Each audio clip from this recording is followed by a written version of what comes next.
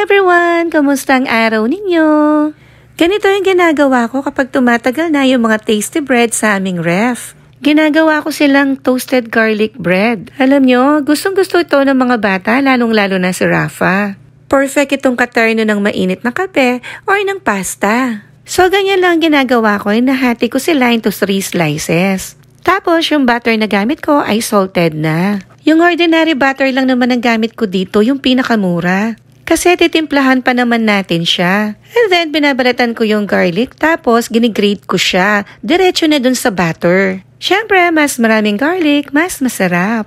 Tapos titimplahan ko na siya ng pepper and dried oregano. Salted butter yung ginamit ko kaya hindi na ako nag-add ng asin. At ang secret ingredients ko dito ay ang maple syrup. Tapos, pwede mo na siyang i-microwave.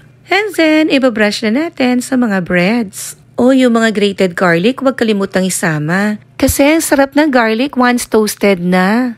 Kung wala kang oven, pwedeng-pwede itong gawin sa oven toaster at sa air fryer. Basta wag lang kalimutang i-preheat yung oven toaster or yung air fryer. Para sigurado kang malutong at hindi sunog ang yung toasted bread. Mabilis lang ang pagta-toast dito once preheated na yung oven kasi maninipis lang naman yung ating mga tasty breads.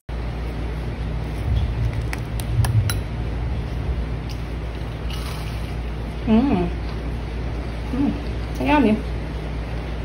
So, yan lang. Thank you for watching. Bye!